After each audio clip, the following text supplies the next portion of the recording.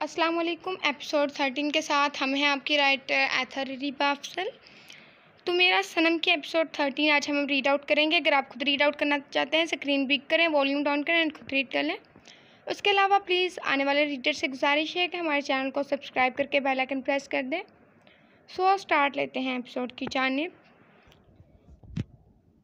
Secret agent based rude possessive caring hero innocent plus attitude heroine force marriage novel.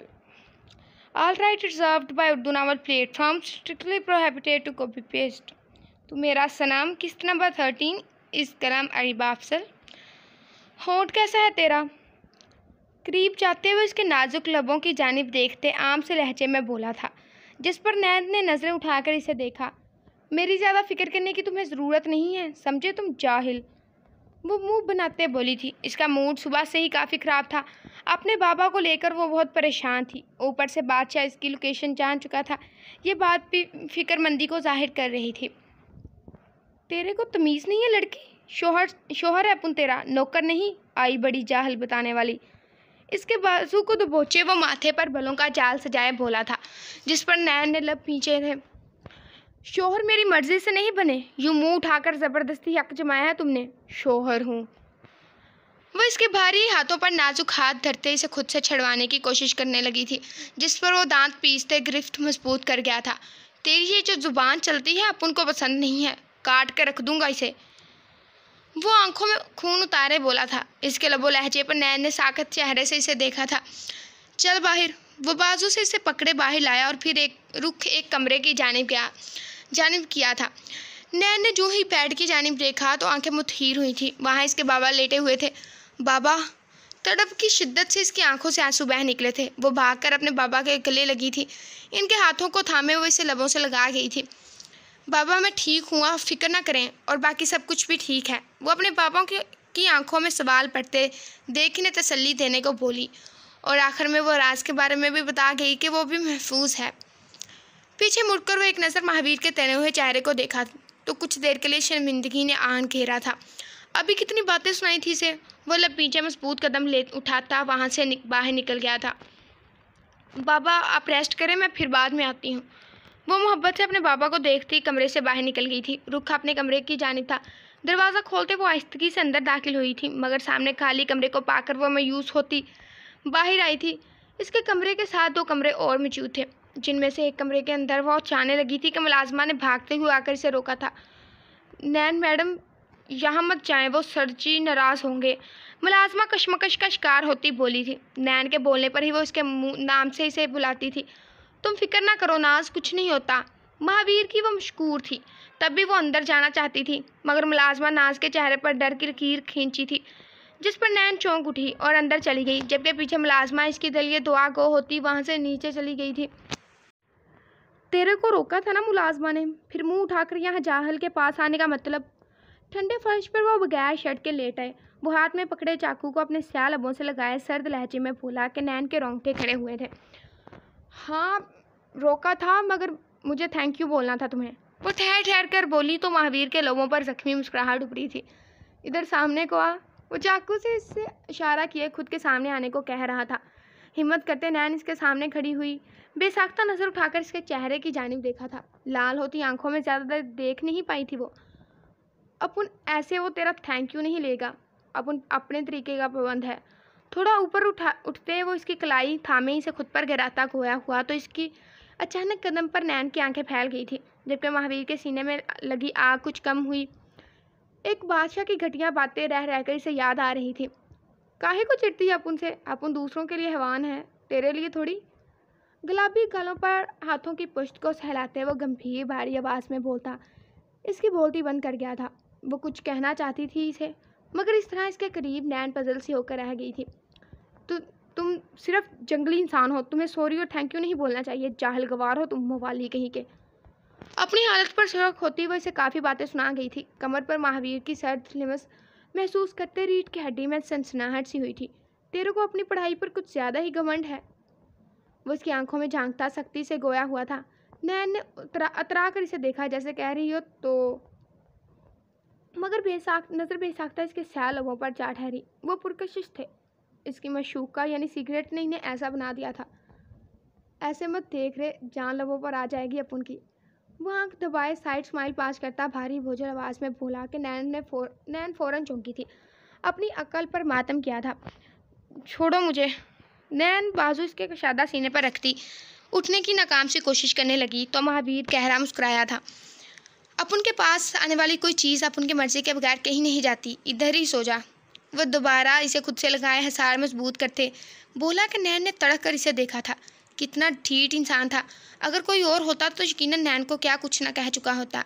कई बार नैन ने इसकी insult की थी, इसे कैसे कैसे अल्फाज बोले थे, मगर वो ढीठ बना रहा था, कुछ कहता ही नहीं था। इसके सीने से लगे वो आंखें मूंद गई थी। कोशिश सरासर फजूल थी, जबकि इसका घेरा मजीद तंग हो गया था। सिर्फ सनम ही नहीं बल्कि कैथलीन भी जॉब पर गई थी। वो कुछ सीखना चाहती थी। तभी बुआ के स्टार पर विजदान ने इसे भी आने की इजाज़त दे दी थी। सनम फ्राक में मलबूस बाहर आई थी। गाड़ी के साथ इस हैंडसम डैशिंग इंसान को टेक लगाए देख इसकी मुस्कुराहट लबों से आज़ाद ही नहीं हो रही थी, जबकि वो इसकी जानिब बड़े गौर से सनग्लासेस के पार से देख रहा था। मगर सनम को इसकी खबर नहीं थी। वो कदम कदम चलती बढ़ती हुई सांसों के जोर को रोकती काबू करते दरवाजे के पास खड़े वजदान से एक कदम की दूरी रखे खड़ी हुई थी। ऑफिस चले? वो दोनों लफ्ज़ों के दरमियान खासा गायब लेती बोली तो वजदान ने असबात में सर हिलाया। इसकी हालत से वो लुत्फ़अंदोज़ हो रहा था। वो गाड़ी में जाकर बैठा। इससे पहले सनम गाड़ी की फ्रंट सीट पर बैठती कैथलीन पीछे से भागती आई थी। I am so sorry but I am not used to travelling in the back seat. There is a strange feeling so please sit back. माफ़ी चाहती हूँ सनम, लेकिन मुझे पिछली सीट पर बैठकर सफ़र करने की आदत नहीं है। अजीब सी फीलिंग आती है, इसलिए प्लीज़ तुम पीछे बैठ जाओ। कैथलीन मुस्कुरा कर इसे देखती फ्रंट सीट पर बैठ गई, जबकि सनम ने शिकवा कना नज़रों से वजदान को देखा जो लब पीछे बैठा था। मुंह से एक लफ्ज़ ना बोला था इसने। सनम गुस्से से पीछे का दरवाज़ा खोलती वहीं बैठ गई, जबकि वजदान मिरर से इसकी तमाम हरकत नोट करता लब दबा गया था। इसका तपा तपा सा रूप देख वो महसूस हुआ था, जबकि कैथलीन मुस्कुराकर वजदान पर नज़रें जुमाए बैठी थी। सनम ये देख मज़ीद तप गई। सफ़ेद गालों में सुर्खी छलक आई थी।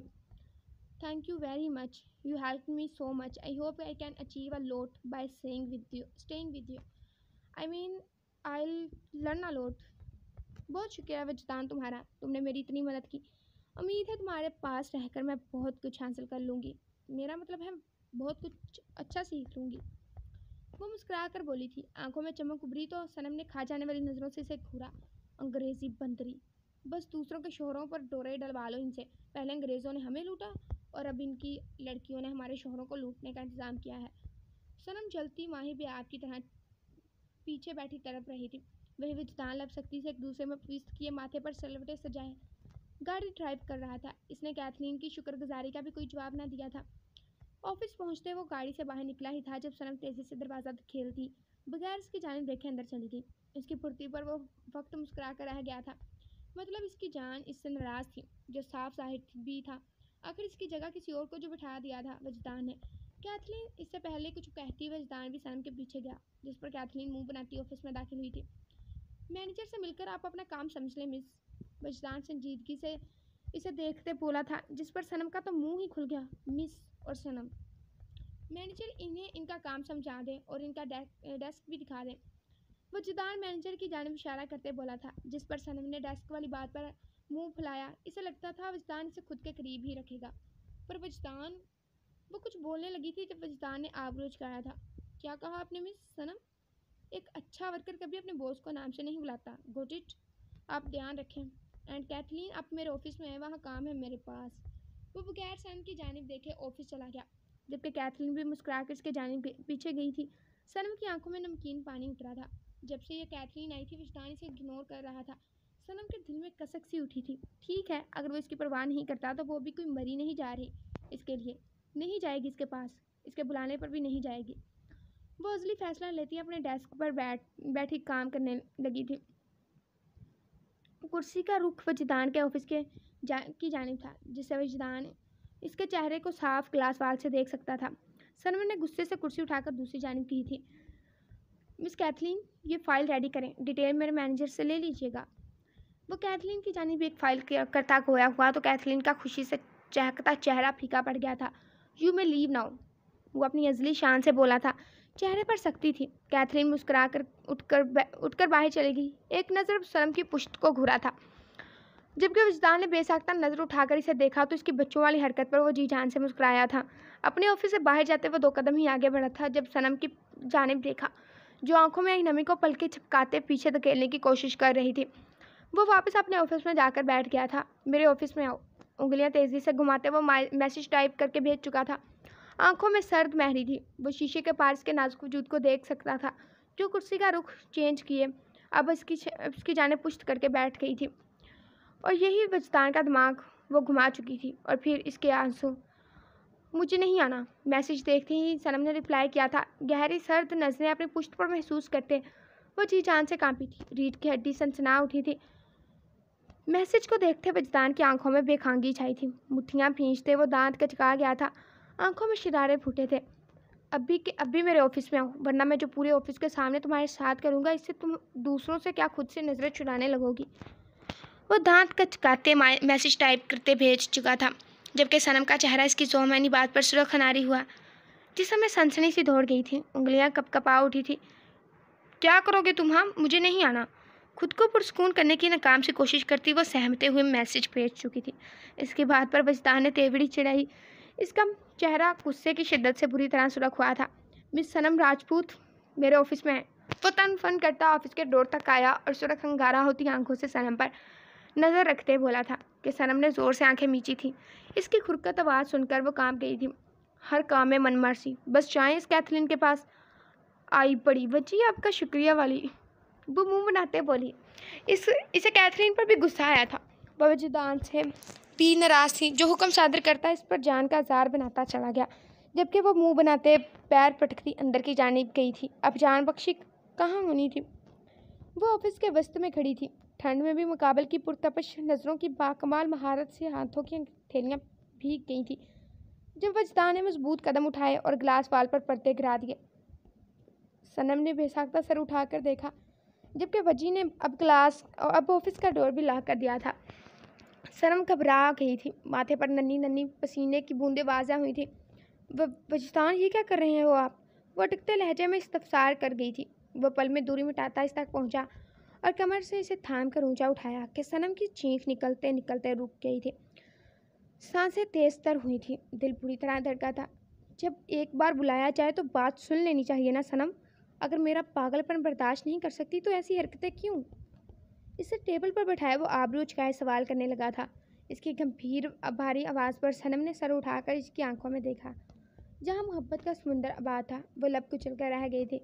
आप खुद गलती करते हैं, सज़ा मुझे देते हैं। मैंने सज़ा दी है कभी? वो सर झुकाए मासूमियत से बोली तो महसूस होता मुस्कुराता इसके गर्दन में हाथ डाले इसके चेहरे को खुद के चेहरे के करीब कर गया था। 2 सज़ा मैं लेना चाहता हूँ, तुम्हारी सज़ा, पर तरीका मेरा होगा। गर्दन पर दबाव बढ़ाते वो खुमार ज़दा लहजे में बोला। इसके बाद का मतलब समझते वो बुरी तरह सहमी। पलकों पर लर्जिश वाज़ा हुई थी। वजदान, हम ऑफिस में हैं। जान बख्शी का बहाना तराशते वो पेश कर गई तो वजदान ने चेहरा इसके चेहरे के करीब करके 1 इंच का फासला कायम किया था। सनम के दिल की धड़कने पर वो बाखूबी सुन रहा था। ऑफिस मेरा ही है सनम, अपनी सज़ा पूरी करो। इसके गुलाबी भरे हुए होंठों को अंगूठे से सहलाते वह बोझल आंखें इसके चेहरे पर गाढ़े मध्यम सरगोशी में बोला था। सनम का दिल ऐसा था मानो अभी बाहर निकल कर आ जाएगा। वजदान वो मारे शर्म से इसे कुछ बोला ही न गया। हलक खुश्क हुआ। वो घबराकर इससे दूर होने की कोशिश करती पीछे की जानिब खिसकी। जब वजदान ने इसकी कमर में हाथ डाले से मज़ीद खुद के करीब किया था। I am waiting Sanam, complete your punishment. वो आंखें बंद करता अपना माथा इसके माथे से टिका गया था। दोनों की धड़कनें तेज़ थीं, जबकि इसके सुलगते लफ्ज़ों पर वो बेबस हुई थी। प्लीज़ वजदान, जाने दें, वो आहिस्ता से बोली। वजदान ने आंखें खोलकर इसे देखा था। आंखों में हल्की सुर्खी देख वो अंदर से सहमी थी। जब वजदान ने इसे टेबल से नीचे उतारा, जाओ यहाँ से, वो सख्ती से बोला तो सनम ने खूबकी से इसकी पुश्त को घूरा था, जिसका अंदाज पल में बदला था। मैं बाहर नहीं जाऊँगी। वो वही ऑफिस में रखे सोफे पर टिक गई थी। वजदान ने लब पीछे मुड़कर देखा था। क्यों? आबरू चुकाकर सवाल किया गया था, जिस पर वह थूक निकलती से देखने लगी। वो क्या बताती इसे कि इसके दरवाज़ा बंद करने पर अब बाहर के लोग क्या सोच रहे होंगे। इस बात से सनम को शर्म महसूस हो रही थी। बस मैं नहीं जाऊँगी और आप मुझे कुछ नहीं कहेंगे वजदान, वरना मैं घर में आपसे बात नहीं करूँगी। अपने तय वो इसे अच्छी भली धमकी दे चुकी थी। इसके बाद वो ज़ेरे लब मुस्कुरा गया था और आंखें छोटी किए इसे देखने लगा। फिर ऑफिस का दरवाज़ा खोल दिया, खिड़की से पर्दे हटाए, सेक्रेटरी से कहकर इसका काम अपने ऑफिस में मंगवाते वो खुद अपने काम में लग गया। हिम्मत करते खुद पर काबू पाते सनम ने एक आध बार इसे देखा, जो दिलजमी से काम कर रहा था। फिर सुकून का सांस खारिज किया। अगर दोबारा मेरी जानिब तुम्हारी नज़र उठी तो तुम्हारी छोड़ी गई सज़ा तुम पूरी करोगी, और वो भी बार बार। वो वहीं से बोला कि इसके बेबाक अंदाज पर सनम लब दबाती सर नीचे कर गई और फिर अपने काम में लगती। इसने एक बार सर उठाकर विजदान को नहीं देखा कि कहीं वो ये सब सच ही ना कर डाले। जारी है। सो गाइस, कैसे लगी आपका एपिसोड प्लीज़ कमेंट में लाजमी बताइएगा। कुछ लोगों के कमेंट्स मौसूल होते हैं, thank you so much. And जो हमारे रीडर्स एपिसोड पढ़ने आते हैं यूट्यूब पे, उनका भी बहुत शुक्रिया। उनमें से एक का नाम हमें याद है, फातिमा, ऐसे ही नाम था उनका। सो आपके कमेंट का बेहद शुक्रिया जो आपने कमेंट ड्रॉप किया था। आप चाहती थी कि जमील को हम अच्छा सा तड़पाएँ रूही के लिए। इरादा तो हमारा ऐसा है, लेकिन अभी देर है उस चीज़ में। खैर, मिलते हैं अगली वीडियो में। खुदा हाफिज़, फ़ी अमान अल्लाह। अपना ख्याल रखिएगा। आपकी राइटर अथरी चैनल सब्सक्राइब करके जाएँ।